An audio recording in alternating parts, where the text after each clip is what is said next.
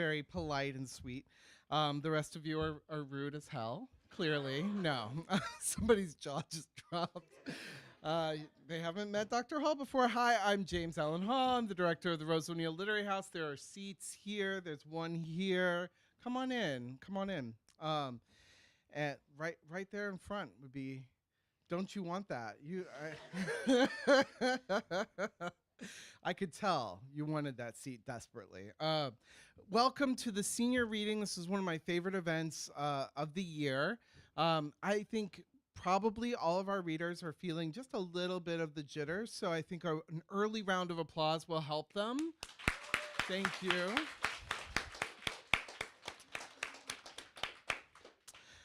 And they signed up in an order, so we're going to keep that order. And hopefully they will give trigger or content warnings before the reading. And please keep your phones off. This is now the time to check. Woo, I already did mine. Don't be that person. I've been that person. After the reading, we will announce, my colleague Amber Talianisich, the assistant director of the Lit House, will announce the Student Writing Prize winners and runners up. So stay tuned for that too. All right. Are we ready? Are you sure? Yes. Do you deserve it though? All right. I shouldn't have had the sugar clearly before this reading. All right. So our first reader is Colleen Pogue.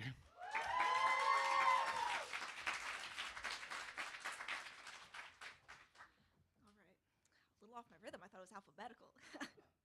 So, sorry, short people problems. Okay. So I wanted to go with something that was going to be, I thought, thematically fitting. This is the piece that I read for the freshman reading, but after several rounds of editing, and it's a bit of a different piece at this point, but I thought it would be nice to bookend the college experience with a piece that has gone through as many transformations as I have. Titled Stay a While.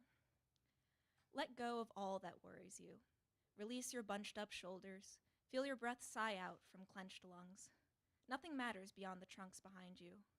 Feel the soft leaves below cushion your steps. Hear them crackle with each footfall. Notice how the sun shines through the gaps in the trees, speckling the ground in honey gold drops. Why don't you lie down in it for a while? It seems so warm and inviting. Slow down for now. Shut your eyes. You'll have time to move on if you wish. Feel the beams wash over you. Feel them seep into your skin. When was the last time you felt this warmth? Don't try too hard to remember. It doesn't matter now. You have it here. You have it now. You can stay for as long as you'd like.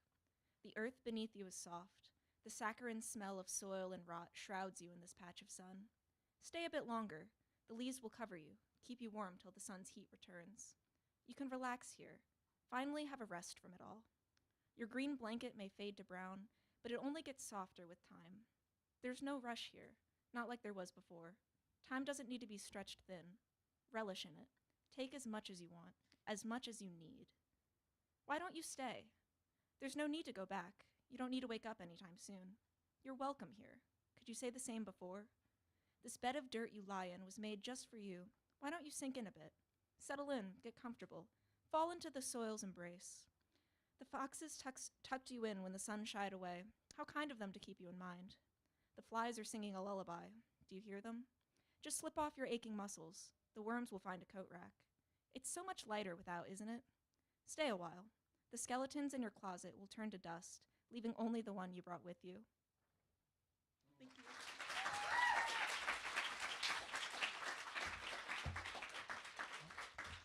I love how writers mark time by versions of the story or poem that they were working on. That's pretty cool. Next up is Sophie Foster. Please welcome to the mic.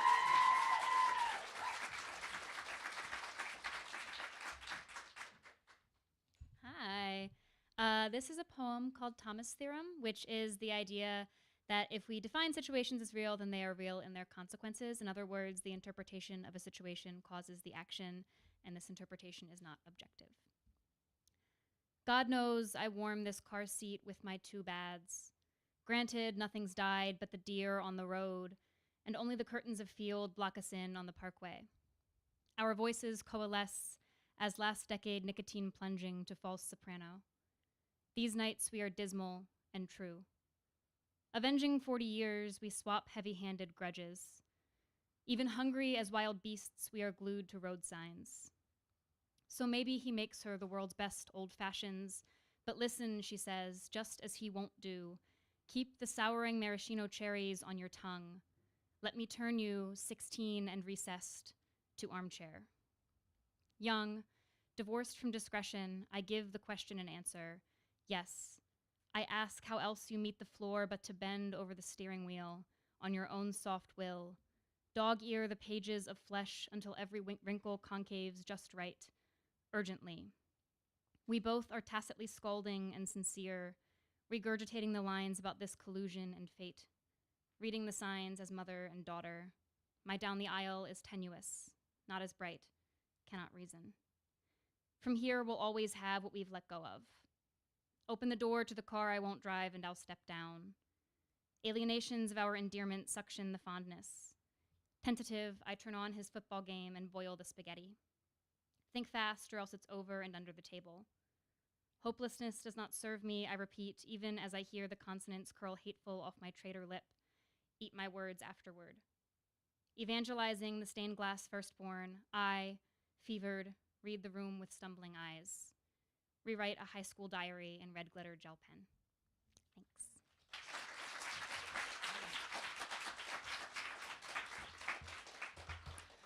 Hopelessness does not serve me. I mean, I need that as a motto, honestly. Next up is V Sharp. I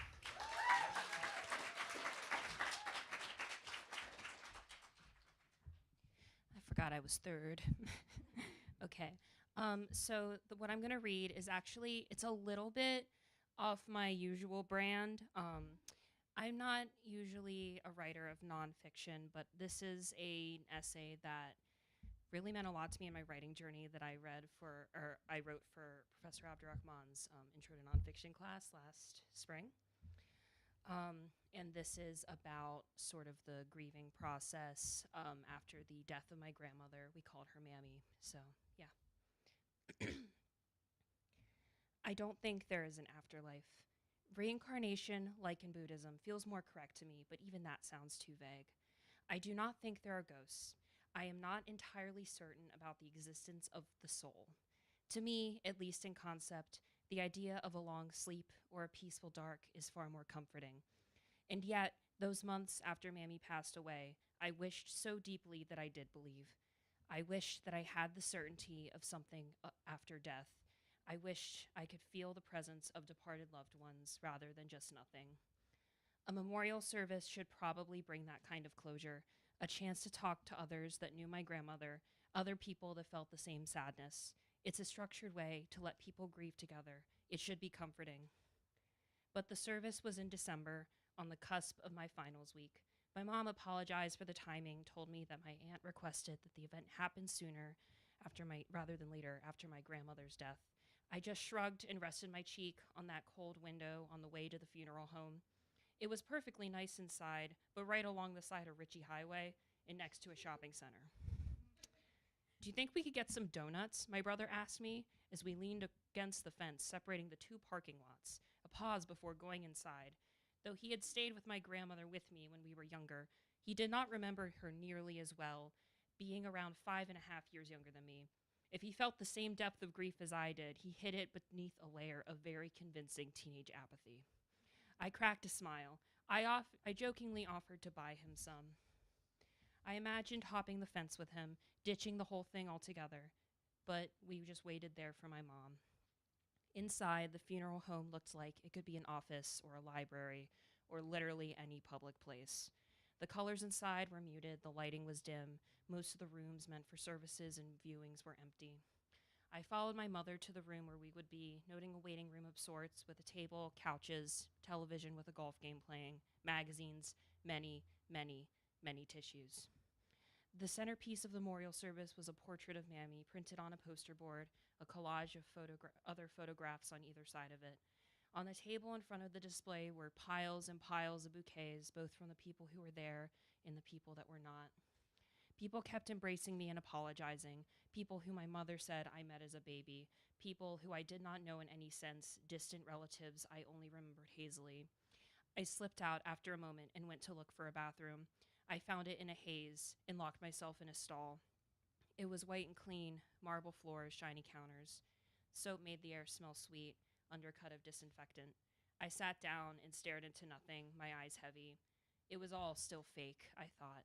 I felt guilty for resenting the service, but there I sat, ill with the mixture of anger and bitterness and tragedy.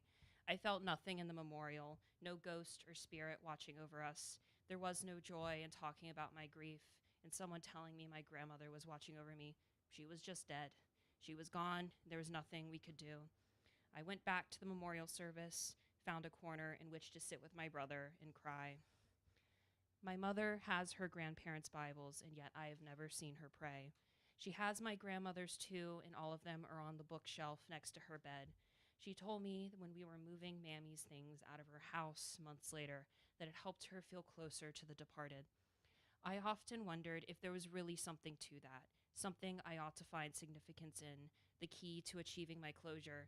However, even though I have keepsakes, I have never felt my grandmother's embrace or gaze upon me from the other side. We went back to her house the evening after the memorial service. I was exhausted. I'd been run dry, stretched out, and on top of everything, pulled from the familiar rhythms of campus.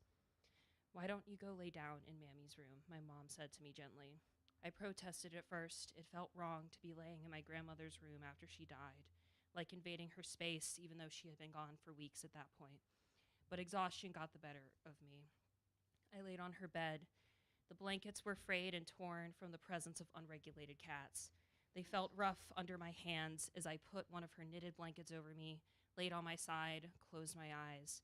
I stuck to the edge of the bed, but everything smelled deeply, intensely of Mammy. And I felt something hop up onto the bed beside me, something warm and weighted, pressing into my side. I opened my eyes and I looked to my right. Mammy's newest cat, Maggie, whom I had not met yet, was curled up beside me. She was a fluffy gray thing. Her green eyes were always wide, as if she were alert or surprised. She stared at me, curled flush up against my side. Her body vibrated with the rumble of her purr, though her fur was matted in places from living in an empty house for so many months, since Mammy had first gone to the hospital. I held her close, and I went to sleep. And it felt silly to think, and it still does, but I felt closer to Mammy in that moment than I ever did. There was no ghost or God with me, just a cat. I don't really think that Mammy is with me through her cat, but I do know that she loved every cat she had dearly. My mom even noted it in the obituary. For me, my comfort is not imagining Mammy watching over me or taking care of me after she's gone. If anything, the thought of my grandmother watching my every move is less than pleasant. It is the connection with what she loved in life, I think, that has given me closure. Appreciating what gave her joy makes me feel that same embrace of musty love as when I stayed at her house. My mother gave me a coffee mug that, according to her, I decorated for my grandmother when I was young. It is covered in scribbly drawings and half-legible letters. It was certainly a fitting gift for her. My grandmother, after all, loved a cup of hot black coffee, and so did her mother before her. We keep Mammy's ashes, along with photographs and dried flowers, in a bookcase in the front room of our house. I put that mug there, too. Maybe she can't use it, I thought, but I can remember that she did. I don't particularly like black coffee, but I've been trying to acquire a taste for it. Thank you.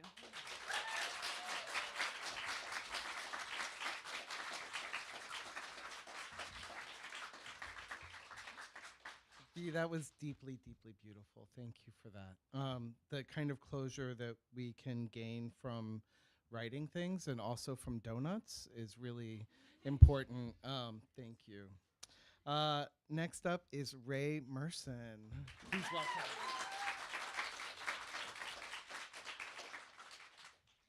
Hi, everyone. So this is one of my very few first times reading some of my work out loud. Kind of nervous. I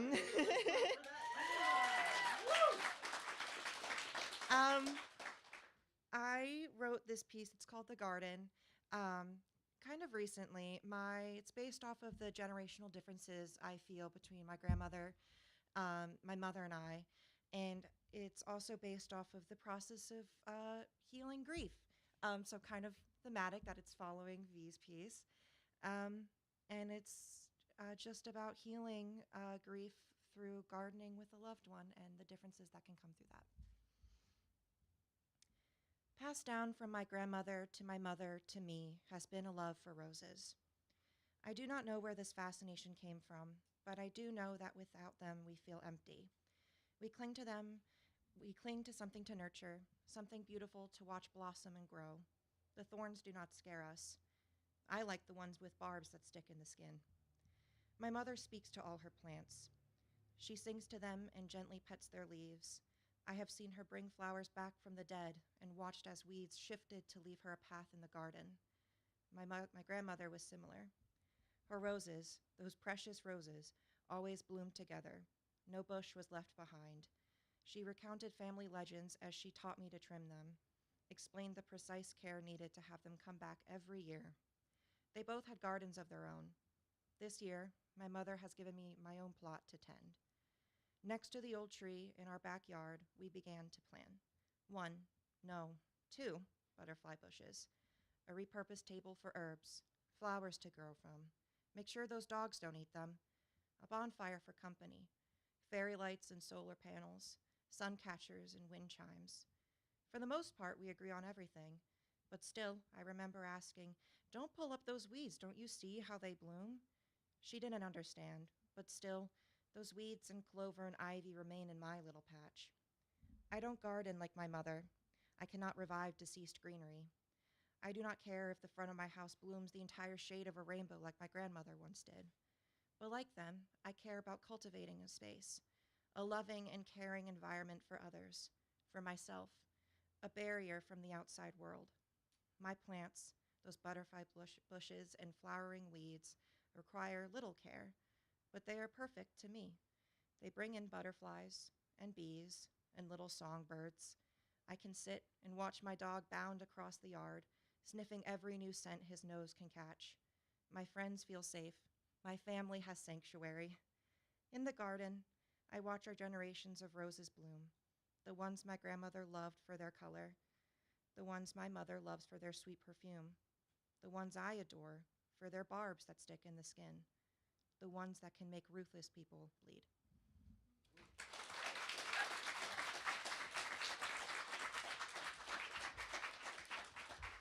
What a great last line there too. And I think of the things we write as kind of gardens too that can bring back comfort and hopefully a little more hope than ruthlessness. But yeah, thank you, Ray. That was really beautiful. Next up is Liv Berry.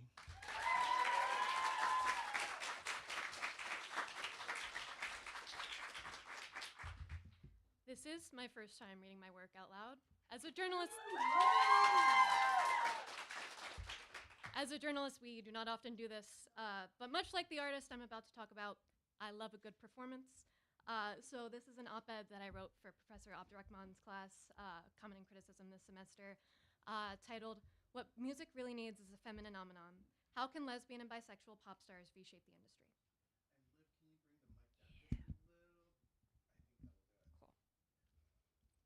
One of my sharpest childhood memories is not my own. Instead of days spent in nature playing Little League sports, I remember Katy Perry, clad in a spiraling peppermint-shaped bra, openly weeping as she climbs an aerial lift that jets her up to meet thousands of screaming fans. This moment is a key scene from Katy Perry Part of Me, a 2012 concert documentary that was meant to follow the pop star on tour, but faced an abrupt shift when Russell Brand, Perry's then-husband, divorced her via text during filming. I was obsessed with the film. At age 10, I watched it over and over, hoping that one day I could emulate Perry's onstage bravado in my own life. Pop stardom, for all of its suggested faults, is something that I desperately wanted to emulate as a child, but always felt distant from. I looked at Perry greet a stadium full of fans with tears in her eyes after Brand broke her heart, and I pored over spreads in People magazine devoted to Taylor Swift's dating history, only to wonder why a sphere that felt so feminine, with its glitter and bows and endless cheeky innuendos, was so dominated by feelings about men. If I did not want to subject myself to the terrors of dating men, then how could I ever relate to pop stars? even if I wanted to embrace the fun and frivolousness of their music. Despite the disconnect, I adored pop musicians throughout my adolescence. Carly Rae Jepsen, Beyonce, and Britney Spears still routinely find their way into my Spotify Wrapped. While I love their music, I must project my own feelings onto these musicians, Jesus, in order to bridge the detachment I feel from the feelings that they sing about. Then, something finally clicked in my love for pop music. On September 22nd, 2023, Chappell Roan released her debut album, The Rise and Fall of a Midwest Princess. Over the course of the prior year, I had enjoyed Roan's singles, a few of which went viral on TikTok, so I sat down to listen to the full album. And I sobbed almost the entire way through. Despite my aversion to men at the time of the album's release, I found myself in a relationship with a goofy, kind man who I stayed with for longer than I should have. On a good day, I could see our future, but doubt always simmered beneath the surface. Chappell affirmed my feelings. It's okay, even liberating, to not be with a man. On her opening track of the record, Femininomenon, Roan sings, "So let's say it's working out, you pretend to love his mother. Lying to your friends about how he's such a good lover. Stuck in the suburbs, you're folding his laundry, got what you wanted, so stop feeling sorry." For the rest of the album, I was in a state of shock that the artist so accurately captured the desperation and frustration of yearning to lead a life that does not focus on men. Roan is not the only pop star who's shifting away from heteronormativity in their music. Renee Rapp, who played Regina George in the 2024 reboot of Mean Girls and has seen massive popularity on TikTok, recently made waves on social media when she publicly came out as a lesbian. Shortly after coming out, Rapp addressed the complications of her music, which she wrote about both men and women now that she identifies as a lesbian. In a TikTok posted on February 7th, Rapp lip-synced to her song Tummy Hurts, which tells the story of Rapp falling in love with a man who leaves her for another woman, and captioned the video, "Writing this, then coming out as a lesbian. I can tame multitudes." Rapp's candid and often lighthearted discussion of how she cannot see herself with men despite singing about them is incredibly important, as it shows that pop music can be a space where singers can be open with their identities while still adopting a persona for fans to both relate and aspire to. While Rapp's music leans more into R&B than the bubblegum pop of Roan, she's still able to reach a mass audience while rejecting the notion that pop music should center around a woman's love for a man. That is not to say that up-and-coming pop stars are the first artists to pivot away from heteronormativity. Some pop stars, like non-binary musician Janelle Monáe, have been rejecting the male-centric standards of pop music for years. Monáe's 2018 album Dirty Computer shaped my queer adolescence. The music video for her track Made Me Feel follows Monáe as they bounce between a female and male love interest, singing about a desire that sends her on an emotional, sexual bender. Watching Monáe in the video was nothing short of life-changing for me, who at 15 years old at an all-girls Catholic high school could not conceptualize desire uninhibited by the societal pressure to be anything beyond normal. Although the argument can be made that pop music exists as a reflection of society, and that if there are no queer pop stars, that simply means that there is little demand for them, I cannot believe this to be true. There will always be little girls who pore over the pages of Teen Vogue or scroll through social media as they wonder why they feel so disconnected from, oh, so sorry, I lost my spot. Sorry. Okay. There will always be little girls who pore over the pages of Teen Vogue or scroll through social media as they wonder why they feel so disconnected from what is presented to them as a standard. In their 2021 takedown article of Sapphic Music, the sad, acoustic guitar-driven cousin to lesbian and bisexual pop, NPR writer Emma Madden wrote that lesbianism is a limited form of representation that is rendered even more powerfully through music. Madden went on to quote lesbian music historian Suzanne Cusack, who once noted that music created by queer people, like good sex, reteaches us how to relate to the world, how to have the nerve to open ourselves up to it. Representation, even in a genre that is written off as vapid and superficial, matters. Without Roan's The Rise and Fall of a Midwest Princess, I would not have had the words to describe what I was feeling. That, to me, being with a man was like wearing an ill-fitted suit. Or, in Roan's words, I needed a femininomenon, a complete rejection of men, and embracement of uninhibited, frivolous fun in my life.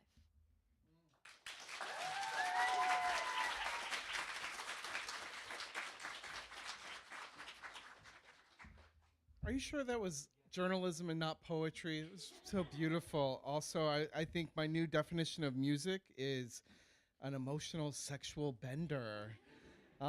Thank you, Liv. Next up is Delaney Runge.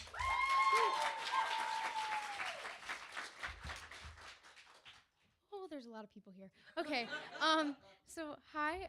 So as Dr. Hall said, I'm Delaney. So I'm going to be reading two pieces of poetry that I wrote for my eco poetry class this semester. As you may notice, there's not a lot of like the environment in it, so I wanted to thank Professor Headway for letting me write whatever I wanted to, as long as it fit the prompt mostly. um, so, and I guess my only warning is it is about things ending. So if that makes you sad, I'm sorry. Um, too many. Voices can be heard from the stairwell, seeping through the door. In a small common room, there are too many people crowded on the couch. There are too many jokes, too many laughs causing our stomach to ache. Too many lyrics fill the television screen as too many voices crowd the air with singing, talking. A group of people brought together by fate. Some live here in this suite. Too many others do not. There are many of us who have known each other for years, some more years than others. There are too many personalities, too many memories that swirl around as we sit together. As there is too much going on, there is a reality that creeps into the room. Too many moments lost. There is only so much more time. Too much feels just right. And then the end is near. The bells are tolling, telling us that the end is near. A necessary break is almost upon us, as the moments left of gathering together and looking up at the sky are slowly dwindling. Just as each day ends with one final spectacle, our big ending moment, where we walk across that stage, creeps toward us.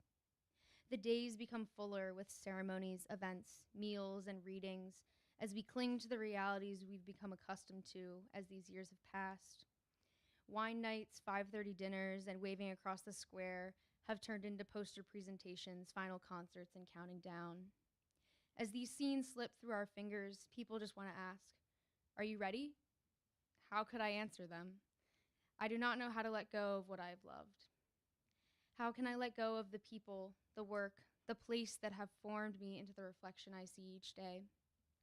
I've been trying to slow down, take the time to look around me, and soak in all the beauty as one does with a piece of art.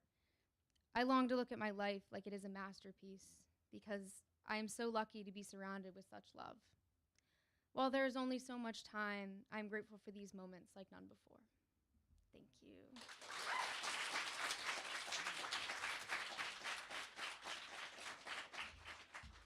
I too do not know how to let go of things that I love. That was really beautiful, Delaney.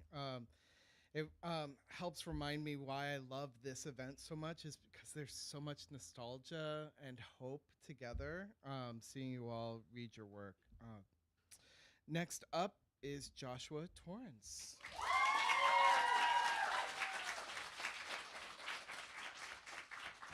Keep it going, keep it going, keep it going. Hello, everyone. Let me boop. Okay. So I've got two poems for you, and they're shorter than I normally do. So hope y'all enjoy. This one's called Post-Breakup Philosophy. Yeah. I never had anything to lose anyway. When there's no thing, there's a way. A shiver of nurse sharks stirs loose sand on the seafloor as they frolic, free as waves, free as foam, free as hands that need not touch, need not hold on to love.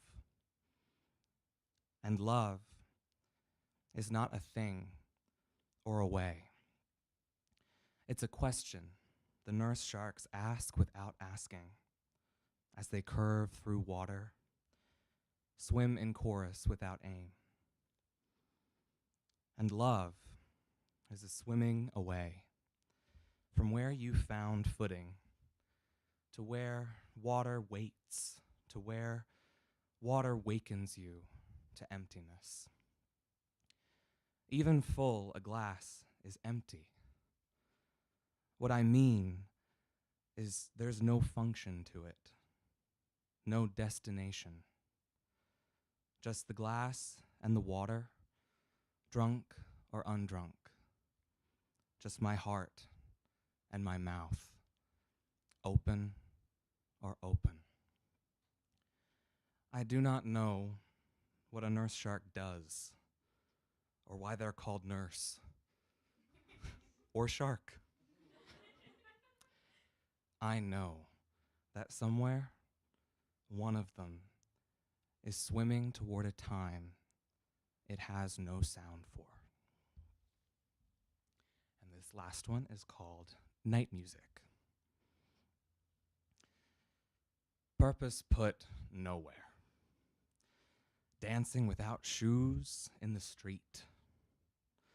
Mud-stained train of a thrifted wedding dress. Diploma in mouth. Empty wine glass in each hand. And hips in silk swinging to the beat. Sun going down and orange like an Aperol spritz. Torn veil tossed in the Arno. No plan, no future. Wearing images like an earth. Spinning and spinning in exact and expanding circles. Thank you.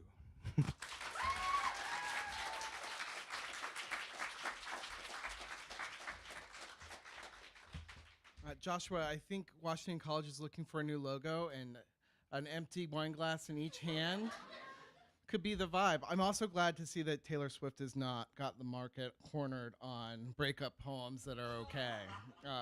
Thank you for that. Next up is Grace Apostle.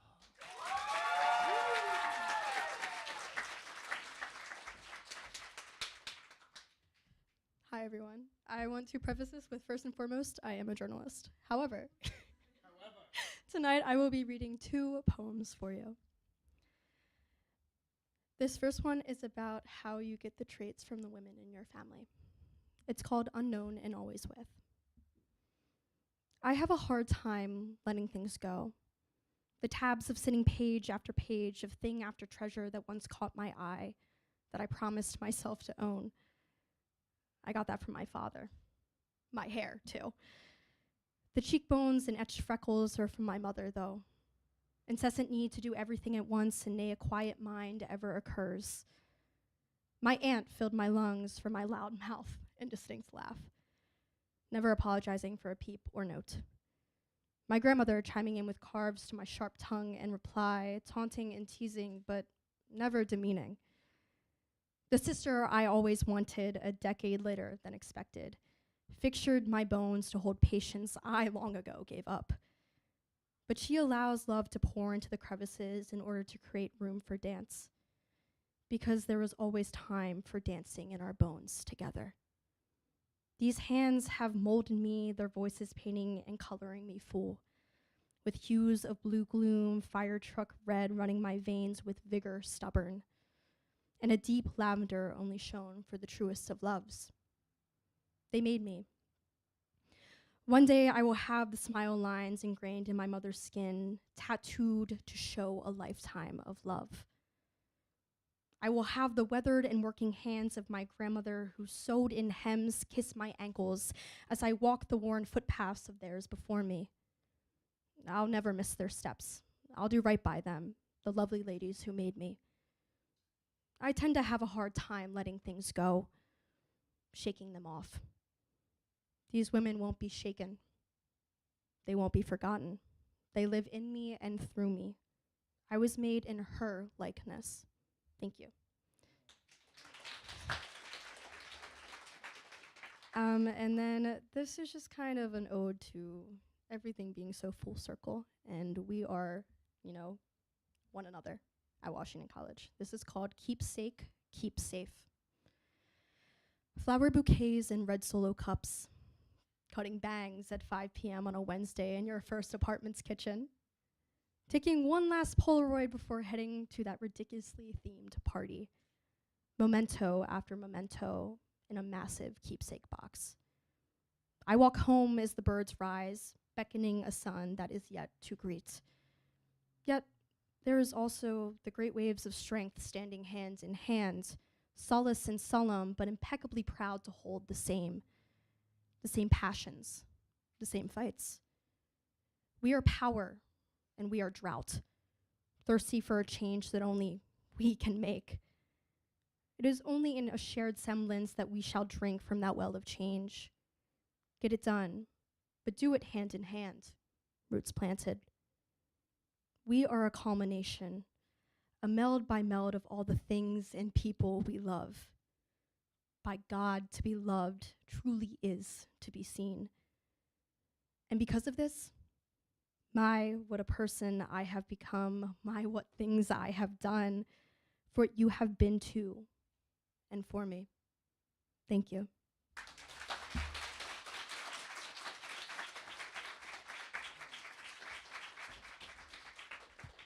Wow, to be loved is to be seen. I hope that your relatives see that reading so that they will know how much you love them too. That was lovely. I was made in her image. Yes, ma'am. I'm gonna need a volunteer who knows how to work a camera. All right, so Grace, would you take Dante shouldn't have to take pictures of himself reading. So our next reader, Dante Chavez.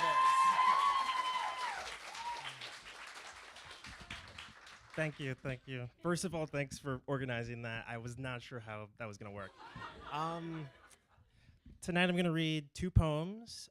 One's an old classic, and one is kind of something I've been working on, so you can kind of get a peek of inside my notebook.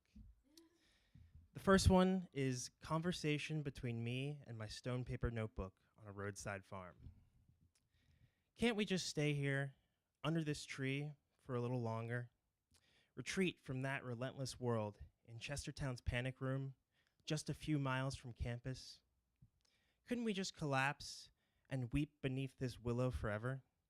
Or at least until our tears drain, then dissolve us, then water this pond beyond us? What if we stayed here and buried ourselves under the dirt? Let the ticks and mosquitoes buzz over, burrow under our skin, explore our bodies to their tiny stomachs' content? Or stuck ourselves up in that tree, strings attached to both shoulders, like retired marionettes? Let the crows take turns pecking at the spines, barely holding us together. Or maybe to our ankles, so they can shake us for everything we're worth. Would it really be so bad to stay here and wait for this world to take us in? Let it sink its fangs in again like a fevered lover? Of our blood, our entrails, all our contents, leaking out, eventualizing a final feast for this world to devour. Or maybe just take a dip in this perfect still pond, never come out again, hand ourselves over to the bacteria to burp out when they finish with us. We can sync our final bubbling croaks up with the frogs. Maybe then we could finally be just as silent as this moment. Why not just shut up and end here? Haven't we written enough of our story? The constant inconstancy of that world. It gets to you after a while, doesn't it? Or is it the other way around? Do you get a hang of the ride after a while, only for it to buck you off your high horse, like a jealous rival jockeying for reposition? Aren't we tired of trying to figure that out? Wouldn't it just be easier to let this world break us apart already? Can't we just stay? No, we can't. Because even now it creeps back in. That relentless world is my world. This is someone else's farm. I have to leave eventually. My car is low on gas. I need to refill my tank. My phone is dying. I'm going to charge it now. Even you, phony you have to admit you're not as fragile as you think you are. It's not up to you to decide how we come undone. I have to go back because the world might be out for our blood, but it's my job to decide how much we bleed for it. Thank you.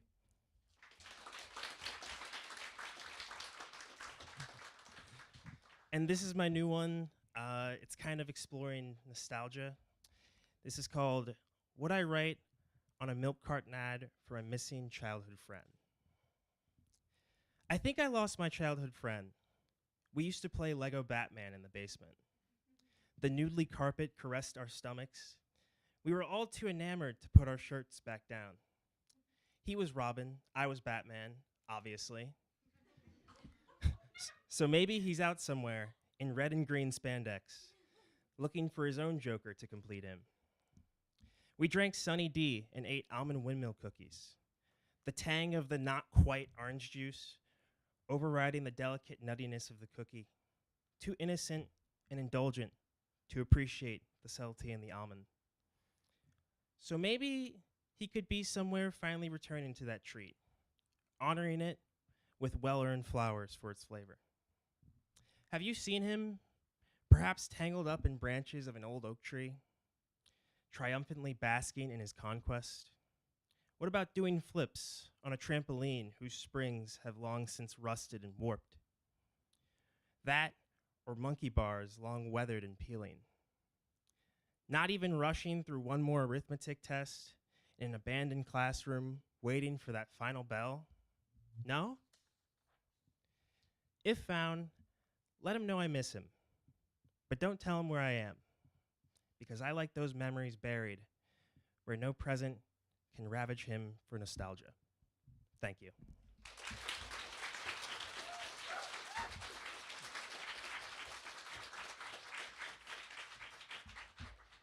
And another round of applause for our photographer. Thank you, Grace. Dante, that was really cool. I love the Lego Batman. And our last reader tonight is Giancarlo Scialati.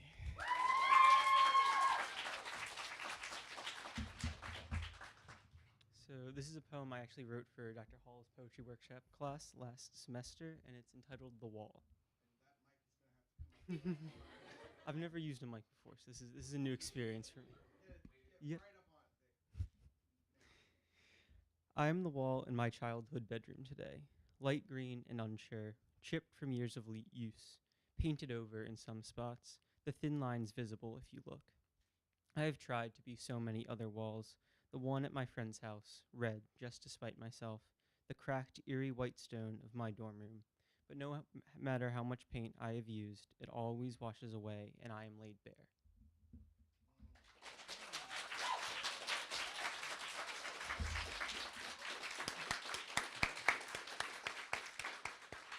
I feel like after that reading, we're all laid a little bare. The emotions are a little high, and I hope you know how proud we are of those of you who read. Not the other people, just the ones who read. No, really, no jokes. The pride I feel for each of you is just really astounding, and it fills me with great emotion. So that's why this reading is sort of my favorite, because I feel like a proud grandma a little bit. So after we announce the student writing awards, we'd love to get a picture with those readers and also to sign the poster. So to award the prizes, please welcome my colleague Amber Talianicic. Woo. Hi, mic is yours. I will be your lovely assistant. Thank you. This is what I've always dreamed of. The roles have changed. I won't take too much advantage of it. Hi. So we are going to announce the runner-ups and the winners. The winners get money. The others get books. The winners also get books. So some prizes. All right. Dr. Hall said I could do this however I want it, so I decided to be really cheesy about it and dramatic, so we're going to open envelopes. If I really wanted to go all in, I should have made Professor Kesey write me horrible jokes. Instead, you just get mine. So, all right. Now I'm going to read what Dr. Hall wrote before I stole this job from him. So we're going to start with the Warner Prize. The William W. Warner Prize for Creative Writing on Nature and the Environment is awarded to the Washington College undergraduate who shows the greatest aptitude for writing about nature and the environment. The prize is named for and was endowed in the honor of William W. Warner, author of the Pulitzer Prize-winning book Beautiful Swimmers, Watermen, Crabs, and the Chesapeake Bay, based on his experiences living and working among crab fishermen on the Chesapeake. According to Mr. Warner's wishes, the judges give preference to, but in no way limit their consideration to, students who write about the natural history of our Atlantic shore, from the Canadian Arctic to the Gulf of Florida. The winning piece receives a cash prize of $500. It was judged by the Lit House assistant director, who is me. And so, let's open our envelope. Let's see who it is. I'm so excited. All right. The runner-up is Dante Chavez for conversations between me and my stone paper notebook, which we got to hear today. So that was lovely. And the winner is Morgan Carlson for interpreting birdsong. Is Morgan, do we have Morgan here? Fine, that's okay. We'll just get to party later. All right, thank you.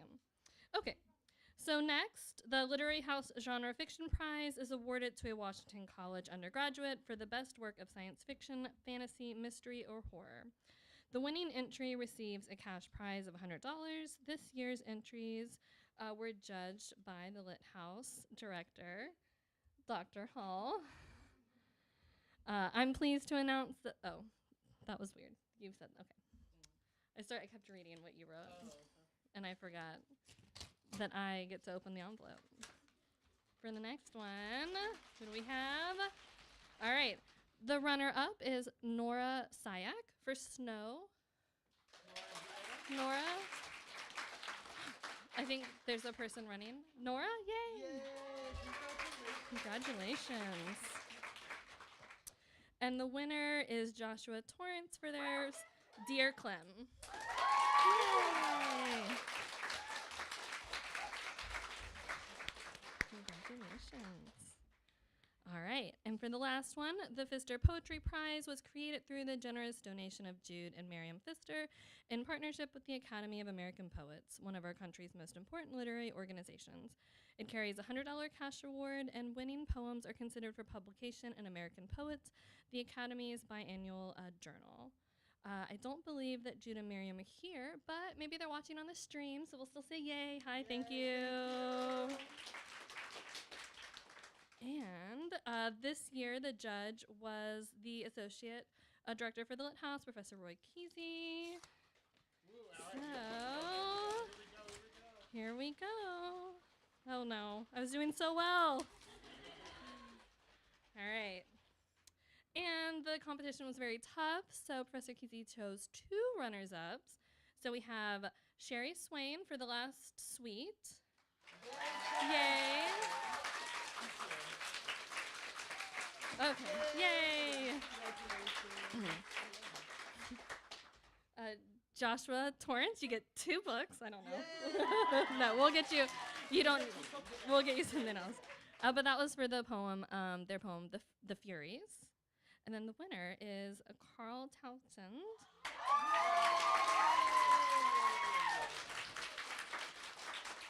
For It's My Birthday, and I was gifted a life-size plastic skeleton. What was the title again? Say it again. It's My Birthday, and I was gifted a life-size plastic skeleton. Yes, indeed. Yay. All right. I'll take my garbage now. Yes. Thank you. Let's give another round of applause to all of our readers. And our winners and our runners-ups. Thank you for sharing your words with us, for everybody who read, and for writing. Like, it takes a lot of courage, one, to be a writer, to follow this path, but then to also get up here and bear it all to people that you know and love and people you don't know. So thank you for being here and supporting everyone.